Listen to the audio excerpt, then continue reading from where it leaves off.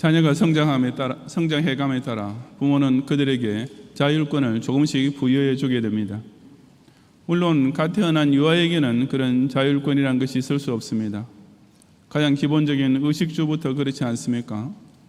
아기는 그저 부모가 입에 물려주는 대로 젖을 빨고 입혀주는 대로 옷을 입을 수밖에 없으며 거주 이전의 자유는커녕 집안에서조차 자기가 원하는 것이 아니라 오로지 부모가 눕히는 곳에 눕고 앉히는 곳에 앉을 수밖에 없는 것입니다.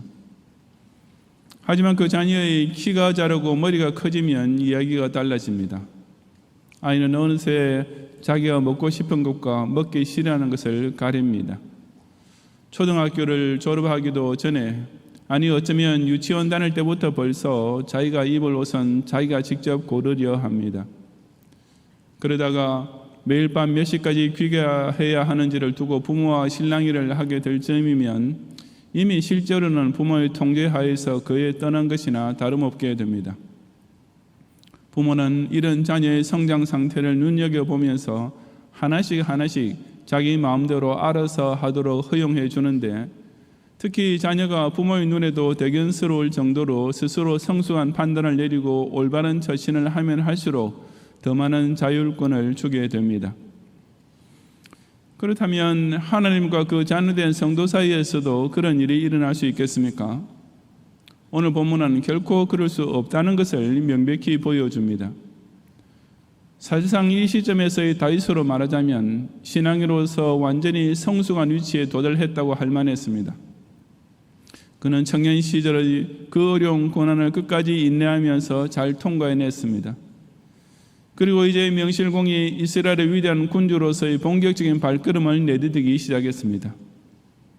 뿐만 아니라 그는 통치 초기에 제일 먼저 언약궤를 모시는 일부터 큰 기쁨 가운데 온갖 정성을 다해 완수했습니다. 부자의 경우로 비교해 본다면 이제 키울 만큼 다 키웠을 뿐 아니라 아주 능력 있는 사회인으로 성장했으며 게다가 부모에게 효성까지 극진하게 발휘하는 정말 대견스러운 아들이 된 셈이었습니다. 그는 이제부터는 자기 할 일은 그저 자기가 알아서 하도록 가만두어도 아무 염려할 것이 없어 보였습니다. 아니 오히려 자기 마음대로 하도록 완전한 자유를 주면 줄수록 더욱더 잘할 것처럼만 보이는 때가 되었던 것입니다. 하지만 하나님께서는 다윗을 그렇게 대하지 않으셨습니다. 그처럼 모범적으로 보이는, 그처럼 스스로 모든 것을 알아서 잘할 것 같은 다윗을 대하시면서도 하나님께서는 철두철미하게 오로지 당신의 뜻대로만 행하셨습니다. 왜냐하면 아무리 다윗이 훌륭한 왕이 되었다 하더라도 그는 하나님 앞에서는 여전히 내 집에 속한 하나님의 자녀요 내 나라에 속한 하나님의 백성 중 한 명일 뿐이었기 때문이었습니다. 이 시간 저는 그 하나님께서 지금도 여전히 행사하고 계시는 절대적 주권이 우리의 신앙생활에서 구체적으로 어떻게 나타나고 있는지를 함께 상고해 보고자 합니다. 첫째, 하나님께서는 사람으로부터 섬김을 받으시는 방법에서부터 절대 주권적이십니다. 1절부터 6절까지 함께 봉독하겠습니다. 다윗이 그의 궁전에 거주할 때 다윗이 선지자 나단에게 이르되 나는 백향목 궁에 거주하거늘 여호와의 언약궤는 휘장 아래에 있도다. 나단이 다윗에게 아뢰되 하나님이 왕과 함께 계시니 마음에 있는 바를 모두 행하소서. 그 밤에 하나님의 말씀이 나단에게 임하여 이르시되 가서 내 종 다윗에게 말하기를 여호와의 말씀이 너는 내가 거할 집을 건축하지 말라. 내가 이스라엘을 애굽에서 올라오게 한 날부터 오늘까지 집에 있지 아니하고 오직 이 장막과 저 장막에 있으며 이 성막과 저 성막에 섰나니 이스라엘 무리와 더불어 가는 모든 곳에서 내가 내 백성을 먹이라고 명령한 이스라엘 어느 사사에게 내가 말하기를 너희가 어찌하여 내 백향목 집을 건축하지 아니하였느냐 하고 말하였느냐 하고 라고 했습니다. 다윗은 자기 나름대로 하나님을 잘 섬기고자 하는 열심으로 가득 차 있었던 것이 분명했습니다. 그는 예루살렘으로 언약궤를 모셔온 후에도 여전히 하나님께 송구스러운 마음뿐이었습니다. 나는 백향목으로 지은 좋은 궁전에 사는데 여호와의 언약궤는 천막 안에 있다니 하는 생각이 들 때마다 그는 그야말로 좌불안석이었습니다. 결국 다윗은 언약궤를 안치할 성전을 지어야겠다고 생각하게 되었습니다. 이런 다윗의 의도는 사람이 객관적으로 판단해 볼 때 조금도 나무랄 데가 없는 정말 순수하고도 기특한 일이었습니다. 그래서 다윗이 선지자 나단에게 그런 자신의 의사를 말했을 때 나단 역시 쌍수를 들고 찬성했습니다. 하나님이 왕과 함께 계시니 마음에 있는 바를 모두 행하소서. 즉 지금까지 이루어진 모든 일에 하나님께서 당신과 함께 하셨는데 왕께서 그런 갸륵한 마음으로 하시고자 하는 일이라면 오죽하겠습니까? 어서 그 생각을 실천에 옮기십시오 라고 나단이 다윗을 100% 지지하며 격려한 것은 지극히 당연한 반응이었습니다. 나단뿐 아니라 세상에 그 어느 누가 다윗 곁에 있었다 해도 그렇게 말했을 것이 틀림없지 않겠습니까? 하지만 하나님의 반응은 전혀 예상 밖이었습니다. 나단 선지자는 다윗의 그 서원에 대해서 하나님께 여쭈어볼 생각도 하지 않고, 왜냐하면 너무나도 당연하고 옳게만 보였으니까 그저 그렇게 하십시오 라고만 대답하고서 평소대로 잠자리에 들었습니다. 그런데 하나님께서는 바로 그 밤에 그처럼 평안히 잠자리에 들어간 나단을 일부러 깨우기까지 하시면서 가서 내 종 다윗에게 말하기를 여호와의 말씀이 너는 내가 그할 집을 건축하지 말라 하고 명하셨습니다. 그리고는 내가 이스라엘의 출애굽 이후 지금까지 어떤 집에 거하지 않고 그냥 이 장막 저 장막 이 성막 저 성막에 언약궤를 두고 흙이 임재하며 지내왔다. 그런데 그렇다고 해서 내가 무슨 불만을 품고 나를 위해 백향목 성전을 빨리 지으라고 어느 사사에게 압력을 주거나 독촉한 일이 있었느냐라고 덧붙이셨습니다. 정말 의외의 대답이 아닙니까? 하나님의 언약궤를 더 좋은 곳에 잘 모시기 위해서 제가 가진 힘과 재력과 정성을 다 바쳐서 성전을 짓겠습니다 라는 다윗에게 하나님께서는 천만 뜻밖에도 너는 그 일을 하지 말라고 딱 잘라 명하셨던 것입니다. 역대상 22장 8절에 보면 하나님께서 다윗에게 성전을 짓도록 허락하지 않으신 이유를 가리켜 그가 군인으로서 전쟁을 치르면서 사람의 피를 심히 많이 흘렸기 때문이라고 밝히고 있습니다. 어찌되었든지 간에 이런 하나님의 응답은 나단 선지자나 다윗 왕으로서는 전혀 예상하지 못했던 것이었음이 틀림없습니다. 하지만 이것이야말로 하나님의 하나님 되심을 다시 한번 확연히 보여주신 사건이었습니다. 우리 하나님은 얼마나 철저하게 주권적인 하나님이신지 당신을 섬기는 방법에 있어서도 오직 당신의 뜻대로만 하게 하시는 분이십니다. 왜냐하면 하나님은 사람과 대등한 위치에 있는 하나님이 결코 아니라 사람의 창조주로서 절대 주권자이신 하나님이시기 때문입니다.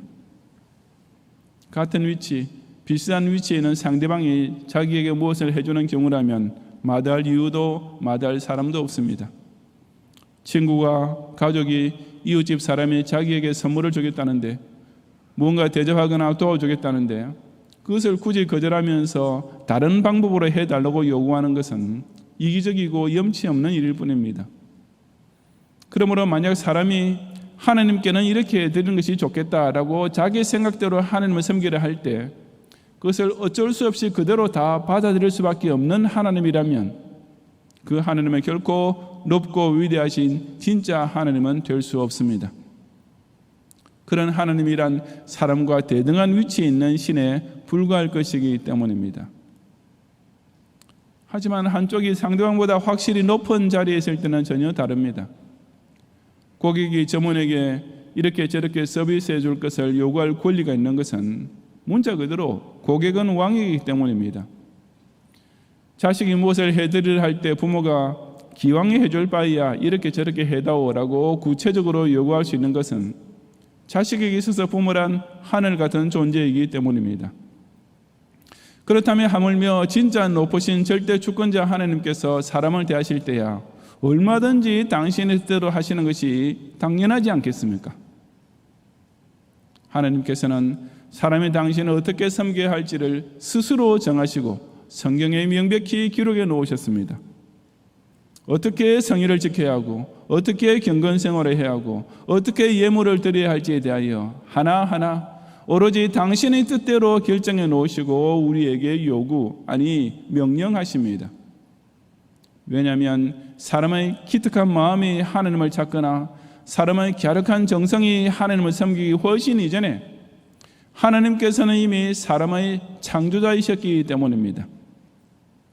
그런 까닭에 사람이 자기 딴에는 하나님을 가장 좋은 방법으로 잘 섬긴다 해도 하나님께서는 그것조차 당신의 뜻에 맞지 않으면 허락하지 않으시는 것이 당연한 일입니다.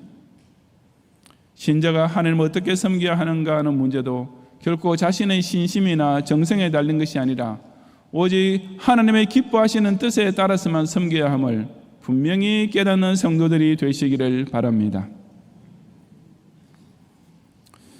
둘째로 하나님께서는 성도에게 복을 열으시는 방편에 대해서도 역시 주권적이십니다. 7절부터 10절 상반절까지 함께 봉독하겠습니다. 또한 내 종 다윗에게 이처럼 말하라. 만군의 여호와께서 이처럼 말씀하시기를 내가 너를 목장 곧 양떼를 따라다니던 데에서 데려다가 내 백성 이스라엘의 주권자로 삼고 내가 어디로 가든지 내가 너와 함께 있어 내 모든 대적을 내 앞에서 멸하였은즉 세상에서 존귀한 자들의 이름 같은 이름을 내게 만들어 주리라. 내가 또 내 백성 이스라엘을 위하여 한 곳을 정하여 그들을 심고 그들이 그곳에 거주하면서 다시는 옮겨가지 아니하게 하며 악한 사람들에게 전구같이 그들을 해치지 못하게 하여 전에 내가 사사에게 명령하여 내 백성 이스라엘을 다스리던 때와 같이 아니하게 하고 또 내 모든 대적으로 내게 복종하게 하리라. 아멘. 하나님께서는 다윗이 성전 짓는 일은 허락하지 않으셨지만 그 대신 그의 남은 생애를 통하여 다른 길로 크게 복 주실 것을 약속하셨습니다. 이전에는 목장에서 양떼를 치던 목동에 불과했던 다윗을 내 백성, 즉 하나님의 백성인 이스라엘의 주권자로 삼아주시고 그가 어디로 가든지 내가 너와 함께 있어줄 것이라고, 즉 메사에 동행해 주겠다고 하신 것입니다. 그 결과 다윗 자신은 존귀한 자들의 이름 같은 이름, 즉 최고의 명예를 누리는 군주가 될 것이며 그의 통치하에 있는 백성은 한 곳에 심기어서 다시는 옮겨가지 아니하는, 즉 국가적으로 확실한 안전 보장을 누리며 살게 될 것이라고 하셨습니다. 그 정도가 아니라 이스라엘은 그 전에 악한 사람들, 즉 이방의 악인에게 침략당하고 괴롭힘 당하느라고 매일을 지새우던 사사시대 때와는 달리 이제는 거꾸로 모든 대적으로 복종하게 하는 연승과 국도 확장을 통해 최고의 전성기를 구가하게 될 것이라고 약속해 주셨습니다. 정말 얼마나 엄청난 복이었습니까? 그것은 한 개인이 누릴 수 있는 복으로서는 더 이상 바랄 것이 없는 완벽한 복이었습니다. 특히 일개 목동으로서는 감히 상상조차 할 수 없는 최고의 복이 다윗에게 문자 그대로 그냥 쏟아 부어졌던 것입니다. 다윗은 어떻게 해서 그 복을 받게 되었습니까? 놀랍게도 그 복은 다윗이 하나님께 요구해서 받은 것이 아니었습니다. 그 복은 다윗이 저는 성전을 지어드릴 테니 하나님께서는 제게 이렇게 보답해 주십시오 라는 식으로 흥정해서 얻은 것도 결코 아니었습니다. 그것은 오로지 하나님께서 스스로 작정하시고 다윗에게 일방적으로 내려주신 복이었습니다. 하나님께서는 다윗이 자기 뜻대로 성전을 짓게 하시는 대신에 당신께서 달리 계획하신 선한 뜻을 이루시기 위하여 다윗을 그렇게 복주시기로 작정하셨던 것입니다. 만약 사람이 스스로 받고 싶은 복을 정하고 그것만 하나님께 요구해서 받게 된다면 그런 복의 수준은 아주 낮은 것이 될 수밖에 없습니다. 목동이 스스로 생각할 수 있는 복이란 양 몇 마리 더 소유하는 정도에 머물 수밖에 없지 않았겠습니까? 혹 좀 더 잘 되어서 목장 주인 정도만 될 수 있어도 그야말로 복바가지가 터졌다고 좋아할 것입니다. 그러니 목동이 이스라엘의 주권자가 되는 복이란 오직 하나님께서만 뜻하실 수 있으며 실천하실 수 있는 복이 아니겠습니까? 그런 엄청난 복은 사람 편에서는 스스로 성취하기는커녕 언감생심 꿈도 꿀 수 없습니다. 즉 사람이 누릴 수 있는 최고의 복은 오직 하나님 편에서 정하시고 내리실 때 실현될 수 있는 것입니다. 그렇다면 하나님께서는 과연 어떤 사람에게 그런 최고의 복을 내려주기를 기뻐하십니까? 그것은 곧 하나님의 나라와 의를 위한 선한 일에 자신의 인생이 유용하게 쓰이기를 원하는 진실함과 충성심이 있는 성도입니다. 오로지 자기만을 위한 복에 매달리게 되면 그런 사람은 평생토록 우물난 개구리 신세를 벗어나지 못할 것이며 자기 욕심과 이기심에 사로잡힌 소원만 남발하는 것으로 끝날 수밖에 없습니다. 마태복음 6장 33절의 그리하면 이 모든 것을 너희에게 더하시리라 하는 무한정의 복은 오직 먼저 그의 나라와 그의 의를 구하는 영적 우선순위가 분명한 신자에게만 하나님께서 약속해 주신 것이기 때문입니다. 하나님께서는 어떤 사람에게 어떻게 복을 주실 것인가 하는 문제에 대해서도 이처럼 철저하게 주권적이십니다. 왜냐하면 하늘 아버지께서는 당신의 자녀에게 가장 좋은 것이 무엇인지를 더 잘 알고 계시고 또한 그대로 베푸실 능력도 소유하고 계시기 때문입니다. 철없는 아이처럼 자신의 좁은 마음으로 작은 그릇을 채워달라고 하나님께 보채는 자가 되지 말고 당신이 사랑하시는 성도에게 상상 이상의 것을 잔이 넘치도록 채우시는 하나님의 주권적인 복을 사모하고 체험하는 성도들이 되시기를 바랍니다. 셋째로 하나님께서는 교회를 바로 세우는 일에 있어서도 철저히 주권적이십니다. 10절 하반절 이하 15절까지 함께 봉독하겠습니다. 또 내게 이르노니 여호와가 너를 위하여 한 왕조를 세울지라. 내 생명을 연한히 차서 내가 조상들에게로 돌아가면 내가 내 뒤에 내 시 곧 내 아들 중 하나를 세우고 그 나라를 견고하게 하리니 그는 나를 위하여 집을 건축할 것이요 나는 그의 왕위를 영원히 견고하게 하리라. 나는 그의 아버지가 되고 그는 나의 아들이 되리니 나의 인자를 그에게서 빼앗지 아니하기를 내가 내 전에 있던 자에게서 빼앗음과 같이 하지 아니할 것이며 내가 영원히 그를 내 집과 내 나라에 세우리니 그의 왕위가 영원히 견고하리라 하셨다 하라. 나단이 이 모든 말씀과 이 모든 계시대로 다윗에게 전하니라. 아멘. 당신을 위하여 성전을 건축하겠다는 다윗을 향해 하나님께서는 오히려 여호와가 너를 위하여 한 왕조를 세울지라고 하셨습니다. 여기 하나님께서 친히 세우시겠다고 하시는 왕조란 직접적으로는 솔로몬을 통해 이어질 다윗 왕조를 뜻하지만 궁극적으로는 신약교회와 하나님의 나라를 가리킵니다. 다윗이 죽은 후에 하나님께서 내 아들 중 하나를 세우고 그 나라를 견고하게 하리니 그는 나를 위하여 집을 건축할 것이요 라는 말씀도 부분적으로는 다윗의 뒤를 이을 솔몬 왕이 성전을 건축하게 될 것을 가리킵니다. 하지만 이 말씀 역시 궁극적으로는 장차 그 뒤에 따라올 더욱 크고도 완전한 것에 대한 예언이었습니다. 이 사실은 이어지는 말씀을 보면 더욱 분명해집니다. 나는 그의 왕위를 영원히 견고하게 하리라고 하셨는데 우리가 알다시피 다윗 왕조 자체가 영원히 견고하지는 못했습니다. 세속 왕조로서의 다윗 왕조는 솔로몬 때까지 전성기를 누렸을 뿐이며 그 뒤로 곧 남북 분열 왕조가 되었고 끝내는 북조 이스라엘이나 남조 유다 모두 아수르 제국과 바벨론 제국에게 그 왕권을 빼앗기고 말았기 때문입니다. 그러므로 이 영원히 견고한 왕이란 의심할 바 없이 다윗의 자손으로 태어나신 메시아 예수 그리스도의 왕위를 가리키는 말씀이 틀림없습니다. 그 다음에 하나님께서 하신 말씀 역시 마찬가지입니다. 나는 그의 아버지가 되고 그는 나의 아들이 되리니 나의 인자를 그에게서 빼앗지 아니할 것이라는 말씀은 하나님께서 인간인 솔로몬을 신격화시켜서 하시는 말씀이 될 수가 없습니다. 성부 하나님께로부터 나의 아들이라고 불릴 수 있는 특별한 관계는 오직 성자 예수 그리스도에게만 성립될 수 있기 때문입니다. 그리고 14절에서 결론적으로 하신 말씀, 내가 영원히 그를 내 집과 내 나라에 세우리니 그의 왕위가 영원히 견고하리라 하는 선포를 통해서 이 모든 사실은 결정적으로 명백해집니다. 하나님께서는 솔로몬 왕이 아니라 바로 다윗 자손으로 오신 메시아 예수 그리스도를 당신의 집인 교회의 머리로, 당신의 나라인 천년왕국의 주로 세우실 것이며 그 왕권은 영원할 것이라고 선언하셨던 것입니다. 바로 이 말씀대로 비록 솔로몬으로 이어진 다윗 왕조는 얼마 지나지 못해서 끝나고 말았지만 예수 그리스도의 교회는 지금까지도 문자 그대로 영영히 서 있는 것이 아니겠습니까?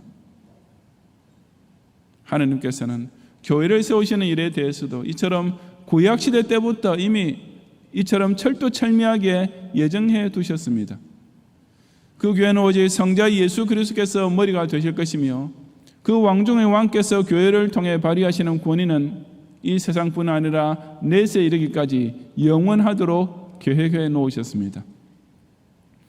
그것은 솔로몬의 성전이 미처 세워지기도 전 예루살렘의 한 다락방에 120명의 성도가 모여 기도를 시작하기 훨씬 전 베드로의 설교를 듣고 3,000명이 회개하여 예루살렘 교회가 창립되기 훨씬 전이었습니다. 한마디로 말해서 교회는 예수님을 잘 믿는 신자들이 모여서 설립하게 된 것이 아니라 하나님께서 만세 전부터 이미 작정해 놓으신 택자에게 믿음을 주셔서 친히 세우신 것입니다. 중세 로마 가톨릭은 사제와 교황이 교회의 권위를 독점하고 악용했습니다. 그때 종교개혁이 일어나면서 칼빈 같은 개혁자들은 오직 성경 말씀을 중심으로 예수 그리스도만 머리가 되시는 참된 교회를 다시 세우는데 그것이 곧 장로교회입니다. 그런데 그 천주교에 대한 반발이 지나치게 극단적으로 나가게 되면서 회중교회가 생겼습니다. 그들은 장로교회에도 아직 천주교적인 즉 교권주의의 잔재가 남아있다고 주장하면서 모든 권리가 철저하게 교인에게 집중되게 하는 회중교회를 세웠던 것입니다. 하지만 그런 회중교회의 결정적인 약점은 교회를 교인보다 밑에 두게 되는 데 있습니다. 즉 교인들의 신앙 양심적인 판단이란 것이 교회의 머리 대신 예수님보다, 교회를 통해 역사하시는 하나님의 주권보다 더 앞서 나가는 위험에 빠지기 쉬운 것입니다. 하나님께서 친히 세우시는 원래 교회의 모습은 결코 그렇지 않습니다. 교인들이 선한 뜻을 모아서 교회를 만든 것이 절대 아니라 하나님께서 친히 당신의 집인 교회를 세우셨기 때문입니다. 교인들이 지혜롭고 양심적이어서 교회를 잘 운영하게 되는 것이 결코 아니라 오직 하나님께서 친히 교회를 어떻게 세우고 어떻게 운영해야 할지에 대하여 성경 말씀을 통해 이미 상세하게 지시해 놓으신 것입니다. 교회를 통하여 당신의 나라를 영원히 견고하게 세우시는 역사에 있어서도 이처럼 철두철미하게 주권적이신 하나님의 뜻을 따라서 오직 성경 중심으로만 온전히 교회를 세워나가는 성도들이 되시기를 바랍니다. 성도 여러분, 자식은 자라면 자랄수록 점점 더 부모와 대등해집니다. 육체적으로도 정신적으로 또 영적으로도 차이가 없게 됩니다. 자연히 그 관계에서는 어떤 권위의 이전이 일어날 수밖에 없습니다. 하지만 하나님과 사람 사이에서는 그런 일이 절대 일어나지 않습니다. 아무리 똑똑해져도, 아무리 강해져도, 아무리 경험이 쌓여도, 아무리 인격이 성숙해져도 사람은 절대로 하나님의 위치에 올라갈 수가 없기 때문입니다. 그처럼 유능한 왕이었고 그토록 진실하고도 충성스러운 신자였던 다윗조차 하나님 앞에서는 그 어떤 자기 의견, 자기 양심, 자기 선행을 내놓거나 내세울 수 없었습니다. 처음부터 끝까지 목동에 불과했을 때부터 왕이 된 후까지도 도망자 시절부터 이스라엘의 전성기를 이룰 때까지도 다윗은 어디까지나 하나님의 절대 주권에 순종해야만 했습니다. 다윗은 하나님 보시기에는 여전히 당신의 집에 살고 있는 어린 자녀요 당신의 나라를 맡기신 종일 뿐이기 때문이었습니다. 이런 하나님이시니 그 하나님께서는 사람 앞에서 항상 절대적 주권을 행사하시는 것이 지극히 당연하지 않겠습니까? 하나님과 사람 사이에서 일어날 수 있는 모든 일과 모든 관계에 있어서 그 주도권과 우선권과 결정권 전부가 오직 하나님께만 일방적으로 몰려 있는 것은 조금도 이상하거나 불공평한 일이 아닙니다. 왜냐하면 우리 하나님은 참 하나님이시기 때문입니다. 그리고 그 하나님을 진짜 살아계신 주권자로 믿는 신자는 그 하나님 앞에서 그저 피조물에 불과한 자신의 위치를 겸손히 깨달을 줄 아는 신자는 그 무엇보다도 이 하나님의 절대 주권을 그 어느 순간이나 그 어떤 경우에도 결코 간과하거나 거역할 수가 없습니다. 당신을 섬기는 방법에 있어서도 사람에게 복을 내리시는 방편에 있어서도 또한 교회를 세우고 이끄시는 문제에 대해서도 홀로 절대 주권으로서 역사하시는 이 여호와 하나님 앞에 오직 경외하는 마음과 순종하는 자세로만 믿음을 지키고 신앙생활을 하는 성도들이 되시기를 주님의 이름으로 축원합니다.